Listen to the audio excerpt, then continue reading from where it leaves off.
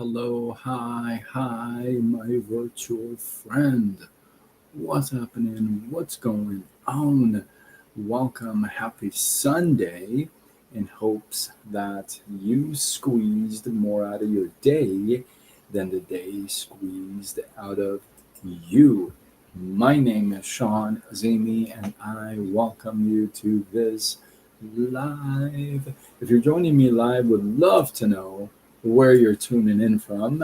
Be kind of cool to when it gets in the comments and people comment and it's all from the world, all around the world. It's kind of neat. It's kind of neat for everybody. So I myself am from Southern California, and yeah, it's very hot. It's been hot for a month now, and it does not look like it's coming down anytime soon. But you know what though? I love it. I love the heat. Love it. That's how I stay so hot. You know what I mean? Jelly bean, let's go. Hey, listen, if you're into aliens or stuff like that, you're going to like this one. You're really going to like this one. In 1954, a woman claimed that she had received a message from the aliens and that the world was going to end on December 21st.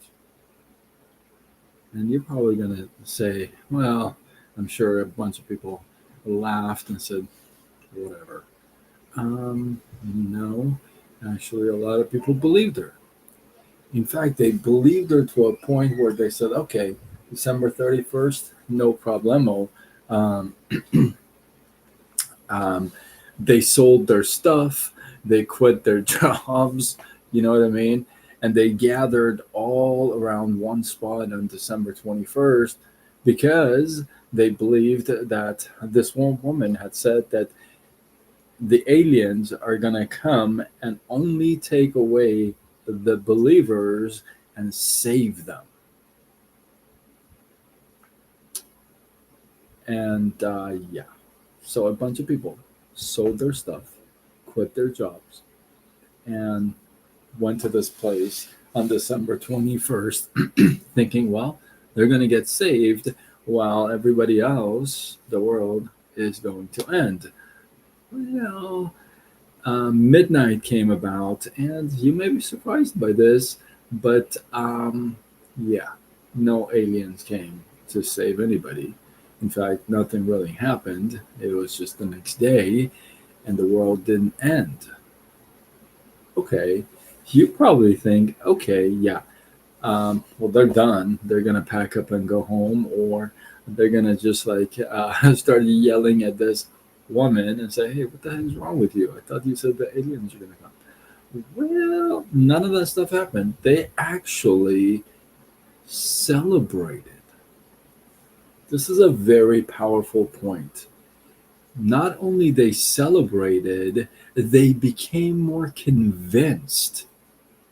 They believed by them gathering there, they saved the world. Psychologists call this cognitive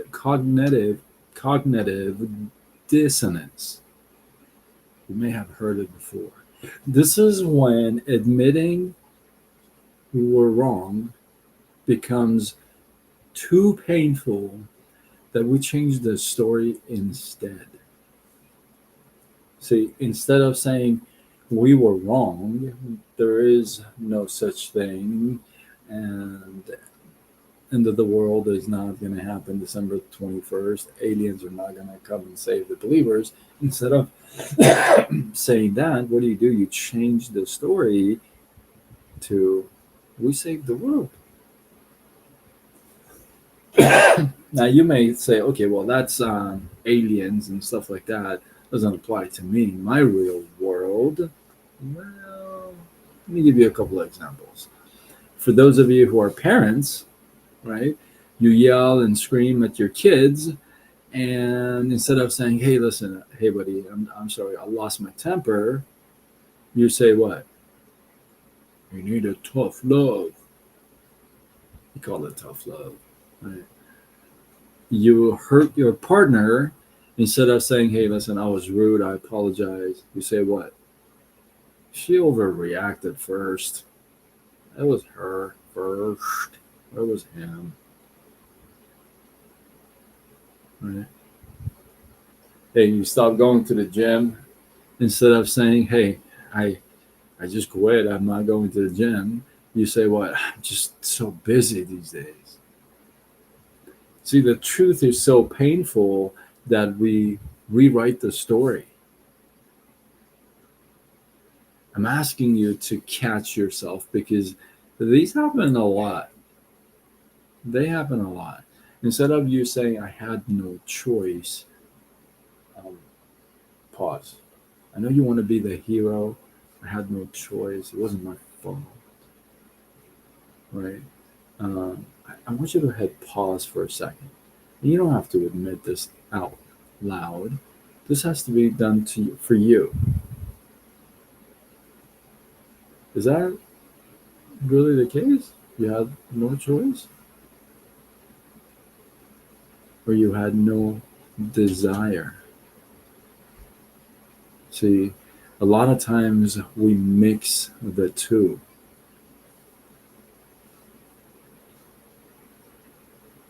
Choice versus desire, right?